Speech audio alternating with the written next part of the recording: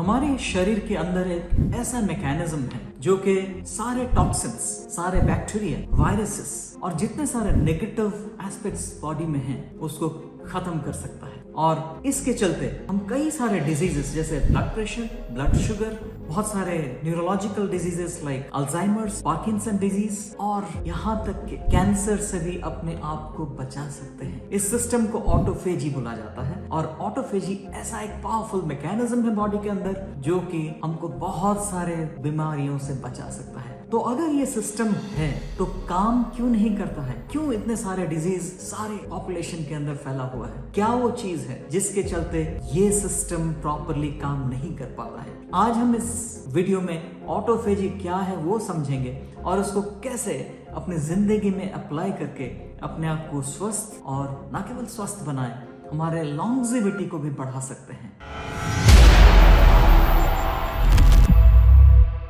नमस्कार, मेरा नाम संदीप दास है और इस चैनल में मैं माइंड, ब्रेन, साइकोलॉजी और ऐसे बहुत सारे प्रोसेसेस के बारे में बात करता हूं जिसको समझ के हम अपने जिंदगी को बेहतर बना सकते हैं। चलिए पहले समझते हैं ये ऑटोफेजी है क्या। ऑटोफेजी का मतलब ये है कि सेल्फ ईटिंग, मतलब बॉडी के अंदर कुछ ऐसे मैकेनिज्म्स हैं जो खुद बॉडी को खाने लगते हैं। बहुत डरावना लगता है ये सिस्टम कि जो खुद बॉडी को खा लें, सेल्फ कैनिबलाइज कर लें, लेकिन ये सिस्टम पूरे शरीर के लिए एक वरदान है। चलिए समझते हैं कैसे ये स्टार्ट हुआ, कौन ये नाम दिया, कौन इसको फाइंड आउट किया और आगे कैसे ये बढ़ते हुए अभी ऐसा एक मुकाम पे आज पहुंचा है जिसको समझ के, जिसको अप्लाई करके हम अपने जिंदगी को ऐसे बना सकते हैं कि जो डिजीज फ्री हो सकता है और हमारे लॉन्जेविटी बहुत ज्यादा बढ़ सकता है। 1974 में एक बायोलॉजिस्ट को नोबेल प्राइज मिला था। इनका नाम है क्रिश्चियन डिडूव। क्रिश्चियन डिडूव एक अजीब सा चीज माइक्रोस्कोप में देख पाए। जब वो ह्यूमन सेल्स को स्टडी कर रहे थे, एक ऐसा चीज उनको देखने में मिला जो कि खुद को खा रहा है, सेल के अंदर की चीजों को वो डाइजेस्ट कर रहा है। तो उनको लगा ये क्यों ऐसे हो रहा है, क्या कारण क्या है और उसका फंक्शन है क्या, जिसको लाइसोसोम बोला जाता है, जिसका डिस्कवरर थे क्रिश्चियन डिडूव। उन्होंने नोटिस किया कि ये सिस्टम, ये मैकेनिज्म सेल के अंदर जितने डेब्रीज है, जितने टॉक्सिन्स हैं, जितने डाइजेशन और मेटाबॉलिज्म के बाद बच जाते हैं, उसको खाना शुरू करता है। और जैसे जैसे ये खत्म होता है आगे फिर फैट सेल्स को भी ये खा सकता है।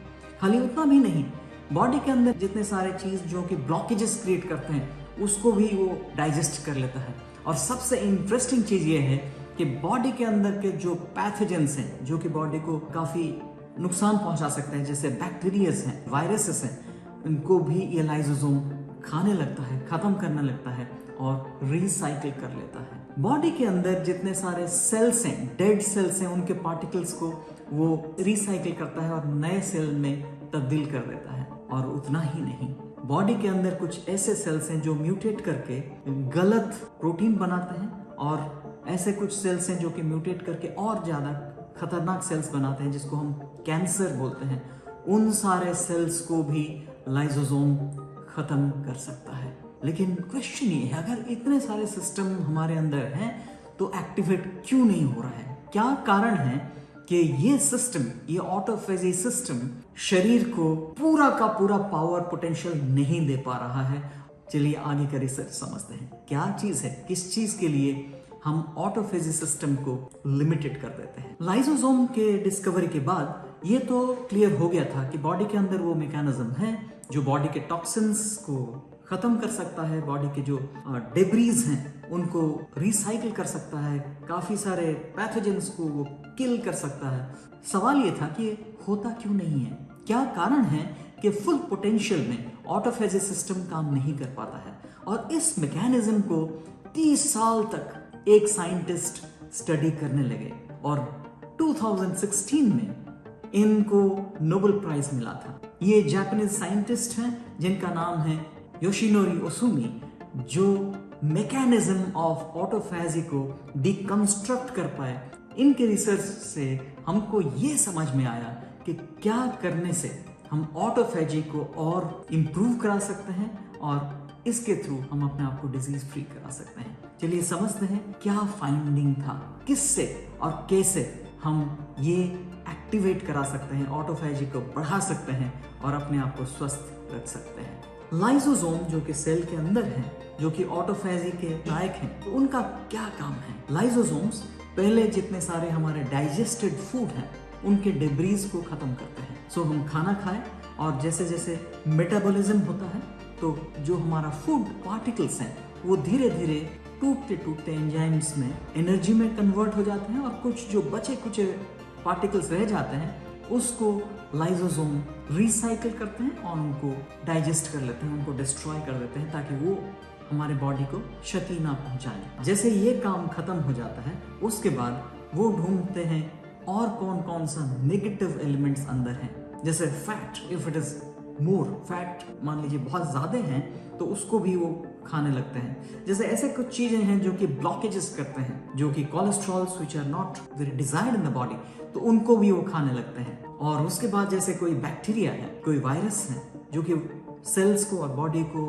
हार्म कर सकते हैं, उनको भी वो डिस्ट्रॉय करते हैं। एंड फाइनली कुछ ऐसे सेल्स हैं जिनका जो कि डेड सेल्स हैं, या कुछ ऐसे सेल्स हैं जो कि और प्रोटीन नहीं बना पाते हैं, और कुछ ऐसे सेल्स हैं जो गलत तरीके से म्यूटेट होते हैं और बॉडी को उससे काफ़ी डेंजर, काफ़ी मुश्किलें पैदा कर सकते हैं बॉडी के लिए, जिसको हम कैंसर भी बोलते हैं, जिसमें कंट्रोल नहीं रहता है, एक्सप्लोसिव ग्रोथ होता है सेल्स में।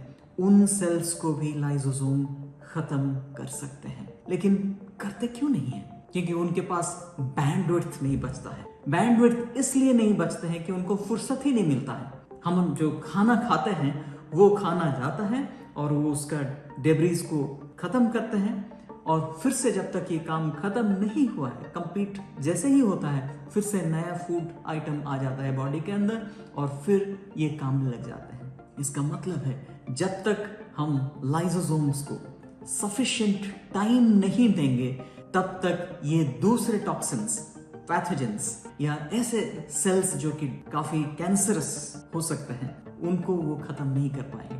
हमको लाइसोसोम्स को कुछ टाइम देना पड़ेगा। फूड डाइजेशन होने के बाद, मेटाबॉलिज्म खत्म होने के बाद कुछ ऐसा टाइम मिले लाइसोसोम्स को ताकि वो बाकी चीजों को खत्म कर सके। तो चलिए पहले समझते हैं कितना टाइम लगता है फूड को डाइजेस्ट होने में और वो मेटाबॉलिज्म प्रोसेस को कंप्लीट होने में। अगर देखा जाए ये फूड डिपेंडेंट है। चलिए हम अगर कोई फ्रूट्स लेते हैं, फ्रूट नॉर्मली 2-3 घंटे में उसका डाइजेशन प्रोसेस कंप्लीट होता है और मेटाबॉलिज्म होने के बाद लाइसोसोम फ्री हो जा सकते हैं। करी और मसालेदार फ्राइड चीजें, इस टाइप के जो चीज हैं, उनको डाइजेशन होने में टाइम थोड़ा ज्यादा लगता है, लेट्स से 7-8 घंटे लग जाते हैं। कुछ कॉम्प्लेक्स प्रोटीन है जैसे एनिमल प्रोटीन्स हैं, उनको भी टाइम ज्यादा लगता है, करीब 10 से 12 घंटा लग जाता है। अगर हम मीट, नॉन वेज ले रहे हैं, हो सकता है उनका ड्यूरेशन ऑफ डाइजेशन और कंप्लीट मेटाबॉलिक प्रोसेस कंप्लीट होने में काफी ज्यादा टाइम लग सकता है, मोर देन 24 आवर्स भी इसमें लग सकता है। लाइसोसोम को वो टाइम नहीं मिलता है कि बाकी चीजों में, बाकी नेगेटिविटीज को वो हटा सकें, डिस्ट्रॉय कर सकें। इसके लिए हमको प्लान करना पड़ेगा। हम ऐसे खाना खाएं जो कि जल्द से जल्द हजम होते हैं। ये जैसे हमने डिस्कस किए, अगर हम ज्यादातर फ्रूट्स, वेजिटेबल्स और लाइट फूड खाएं तो वो आसान होता है, वो बेहतर होता है ऑटोफेजी को एक्टिवेट करने में। और सबसे पावरफुल जो तरीका बताया गया है वो है फास्टिंग। फास्टिंग कैसे करें? कम से कम 12 घंटा एक विंडो देना पड़ेगा लाइसोसोम्स को ताकि वो अपना काम शुरू कर पाए। इसका मतलब ये है कि 12 घंटे का नो फूड विंडो चाहिए, और वो आसान है, बहुत ज़्यादा डिफिकल्ट नहीं है। अगर हम रात को अर्ली डिनर करें और सुबह थोड़ा सा डेफर करें अपने ब्रेकफास्ट को ताकि 12 घंटे का समय मिल जाए तो ऑटोफैजी एक्टिवेट हो सकता है। चलिए कोशिश करते हैं कि 8 बजे हम डिनर करें और 8 बजे से पहले हम ब्रेकफास्ट ना करें तो 12 घंटे का विंडो मिल जाता है और ऑटोफैजी किक स्टार्ट कर सकता है। बट सबसे बेस्ट तरीका ये है कि हम 16 घंटे का विंडो बनाएं। इसके लिए हमको थोड़ा कष्ट करना पड़ेगा। अर्ली डिनर और ब्रेकफास्ट को थोड़ा और पुश कर सकते हैं। अगर इस टाइप का एक विंडो हम क्रिएट कर पाए तो ये बहुत ज़्यादा हेल्पफुल हो सकता है ऑटोफेजी स्टार्ट करने में। और एक जो देखा गया है, अगर हर हफ्ते हम एक दिन 24 आवर्स का फास्टिंग कर सकते हैं, ये बहुत पावरफुल हो सकता है हमारे ऑटोफेजी मैकेनिज्म को एक्टिवेट करने में। और इसको हम काफ़ी सिस्टमैटिकली कर सकते हैं, जैसे लिक्विड डाइट लें, थोड़ा सा जूस या फ्रूट्स ले सकते हैं जो कि बहुत लाइट होता है, जल्दी खत्म हो जाता है उनका डाइजेशन प्रोसेस, और ऑटोफेजी एक्टिवेट हो सकता है। हफ्ते में एक बार हम फ्रूट्स, फ्रूट जूस या कुछ सलाड्स, इस टाइप के फूड लेके ऑटोफेजी सिस्टम को एक्टिवेट कर सकते हैं। और कुछ रिसर्च से अभी ये पता चल रहा है कि एक्सरसाइज, रेगुलर एक्सरसाइज अब अगर हम करें तो ऑटोफेजी काफ़ी एक्टिवेटेड होता है और वो भी हेल्प करता है हमको स्वस्थ रहने में और लॉन्जिविटी बढ़ाने में। एक और चीज़ हम समझ सकते हैं यहाँ से, अगर हम स्ट्रेस्ड रहते हैं तो मेटाबॉलिज्म अफेक्टेड होता है नेगेटिवली। तो इसको अगर हम हैंडल कर पाएँ, स्ट्रेस को हैंडल कर पाएँ, अपने मन को शांत रख पाएँ, तब मेटाबॉलिज्म अच्छा रहता है। इसको करने के लिए meditative processes are very very powerful. अगर आप देखें तो 3 चीज़ हमको करना है: फास्टिंग, एक्सरसाइज और मेडिटेशन। अगर ये वीडियो आपको अच्छा लगा, डेफिनेटली इस चैनल को सब्सक्राइब करिए ताकि आगे और बहुत सारे ऐसे बहुत इंफॉर्मेटिव और इम्पॉर्टेंट एस्पेक्ट्स लेके आएंगे जो कि आपको कुछ नया चीज़ सिखाएगा और उसको अप्लाई करते हुए ज़िंदगी को बेहतर बनाने में